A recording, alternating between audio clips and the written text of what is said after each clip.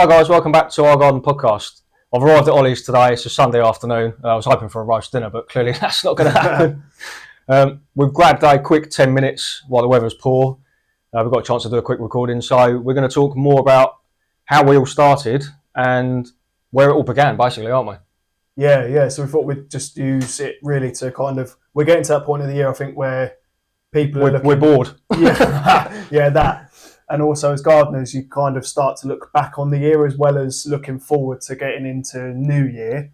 Obviously, we're like middle of October now. The weather's really starting to turn. We've had a couple of storms this week, haven't we? It's been pants. It's been pretty drab, to be fair. Yeah. After we're Sunday now, Monday looks pretty rubbish, and then after Tuesday, it actually looks like it's picking up again, doesn't it, for a little bit? So I think we're going to use that to do some bulb planting, which we'll do a video on, and also what else are we doing video-wise? I'm not doing bulbs or cottage stuff. You are doing bulbs and cottage stuff. I'll help you do in bulbs. my garden, yeah. But yeah, we've got some ideas for the next couple of weeks in terms of video content. But we thought we'd use the rainy day just to spend 10-15 minutes talking about where it started, didn't we? Yeah, have a little chat. So yeah, I think the beginning of it came from you, really, didn't it? Don't you think there were probably the Walk the Mind when you set up Walk the Mind came off the back of that, maybe? Yeah, so the social media stuff for me started with something called Walk the Mind, which was something I created a year before lockdown, so 2019. Off the back of a hardship, wasn't it? Yeah, off the back of my mental health struggles, and I don't shy away from that. I think everyone at some point in their life struggles with their mental health, and my period of time was like 2017, 18, 19, in terms of really hitting rock bottom. Yeah, hitting rock bottom, and obviously people closest to me know what I went through at that time, and I've come out the other side, and a massive part of coming out the other side of that was finding walking. I got Ted, my dog, in March 2019, January 2019, and then March 2019 was when I created Walk the Mind, the Facebook group, which just went, it snowballed, didn't it? Took off, didn't it? It's a fantastic group. So and we were like nominated for Pride of Britain award, and we got a BBC award, didn't we? That's right. It was just like a crazy few years, really, in more ways than one. But we've Walk the Mind off the back of that. That's got like 30 odd thousand people in the group worldwide now, and it is real success and helps a lot of people every day now. And off the back of that, we did the sister group Garden the Mind. Obviously, we're both into our gardening, always have been, and I think you don't really like walking, do you? Let's be honest. I'm not a big walker, and I'm lucky enough to be one of the fortunate ones in life that doesn't really struggle with mental health. Thank God, because I've seen you in some pretty desperate places. But you have I've seen you through different struggles, and you might not say it's to do with mental health, but I think so many things are related to mental health that sometimes people don't realise. I've seen you struggle. Yeah, everybody has struggles, of course they do, through life, and people do deal with them in different ways. Mine was being outside, in the garden, and just I think doing a jungle garden and a tropical garden has taken me away from everything normal. Yeah, it's, I don't know the best way to put it, taking yourself to a different place in the world and a different place mentally as well. And I think we're not run-of-the-mill characters. Like, you're definitely not. And I know people say the same about me. Like, it's just something different about you. Like, you look at the world in a different way. And I know, like, that's come from nurture and our own environments that we've kind of created for ourselves, whether that's been good or bad over the years.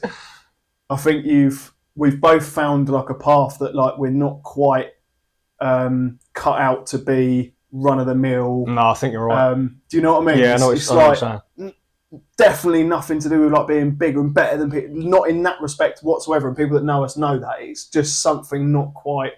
We're not wired. We're a bit against the grain, aren't we? We're a bit against the, that's a good way of putting it. In a positive way, I like to think most of the time.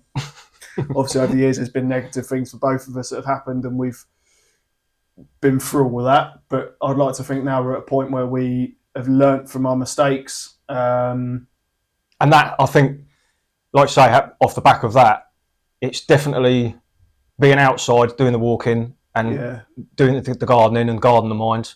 It does level you out. Yeah. Yeah, it does. Completely. You know, you had a tough day at work, or I mean, you guys, I know you have a hard week, or you've had a row, or whatever happens. Take yourself in the garden, take yourself on a walk, Yeah. and you come back a completely different person, and it doesn't take long. 10, 15 minutes. I think. Do you think like that period of lockdown as well made a lot of people realise? Those people that are lucky enough to have an outdoor space, whether it be a balcony or a small garden or a big garden, just having that ability to step outside when you could do nothing else but that. I think one of the positives from COVID was it woke a lot of people up to their outside space. Yeah. And gardening. Absolutely. And gardening as a subject and as a whole entity. It made plants more expensive. Luckily, I bought most of my expensive plants pre-COVID, but it's not helped the pricing. I think it has. I think it's woken up, and obviously we started Garden of Mind during lockdown, and we got quite quickly 3,000 or 4,000 people in the group doing it. It did really well, and it's kind of sustained at that level, which is really good. But the Garden of Mind ethos is literally that. You garden the mind. You garden to help your mental health. That was the whole ethos behind Walk the Mind, and it's exactly the same with Garden of Mind. And it kind of snowballed from then, and the idea grew into the podcast, didn't it? Or I kind of, again, during lockdown, I started listening to, like a lot of people, listening to podcasts, and obviously what interests you would listen to. Some people are into their real life crime, some people are into like celebrity stuff, and for me and you, and for me in particular, when I was listening to podcasts, I listened to the Radio 4 Gardening Question Time a lot. Caught up on about 5 years worth of that. And there was a lady called Penny who does a gardening podcast. So she did that through lockdown, listened to that. And there's quite a few that I've started to get into. And I thought, well, we could do something similar to that. If it's literally setting up a couple of mics and chatting. You did one, didn't you? Or did 2 or 3 actually, and you showed me, and I had a listen, and I thought that's really good. And then you tried getting me on the side, didn't you? Yeah, and I was dead against it. I don't like being in front of cameras. I mean, I'm getting used to it now. I don't like being recorded and filmed.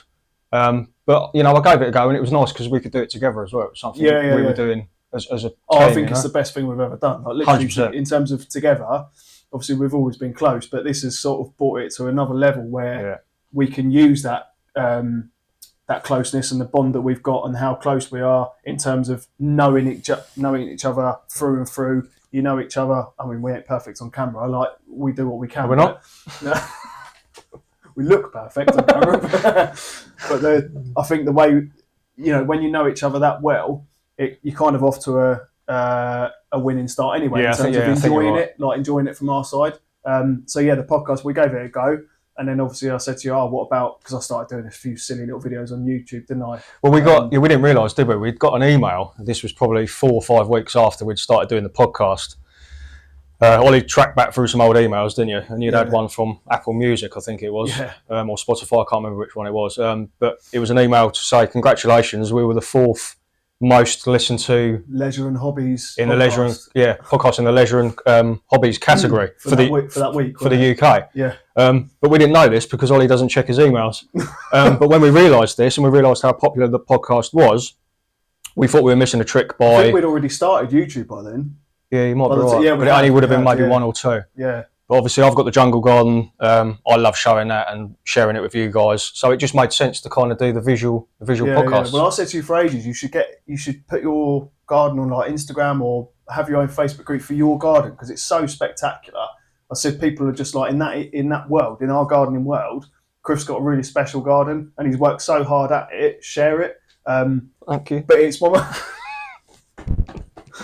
one way of adding to that enjoyment, I think, of being able to share it and teach and educate other people. Yeah. Everything we do on here is to first and foremost for our enjoyment of it because we do. We love it, don't we? Yeah, and we do have a good crack. It comes across, especially with the shorts. I enjoy doing them. You do.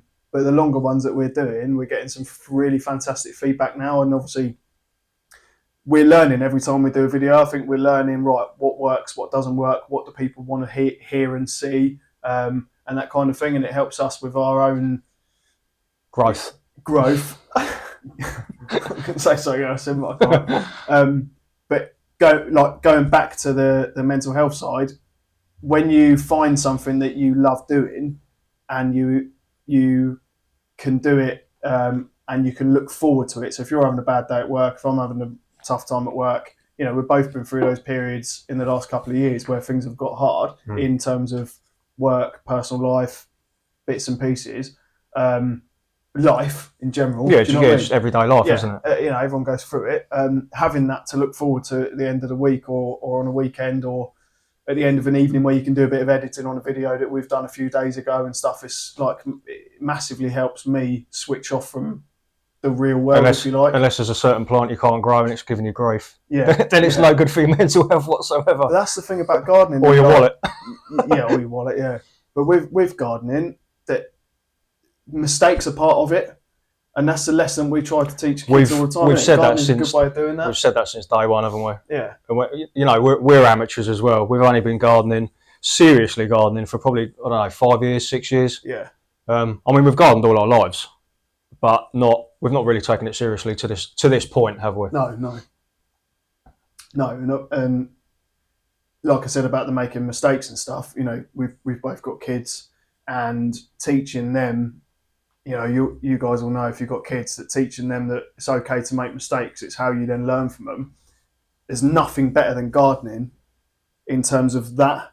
You know, if you're growing a sunflower with your kids, like, you can't grow sunflowers. No, I've tried to grow them with Rory this year. The one that I gave Liz, absolutely beautiful. The 3 or 4 that I've been looking after, because I went away for that week in the summer, come back and they've literally shriveled up. But next year, I know I'm going to get whoever looks after the house to make sure they water them. So I've learned from my mistakes, see? And Rory's learned that, actually, yeah, you need to water that. You can't grow seeds, but you can grow a beard. You can grow a beard, yeah.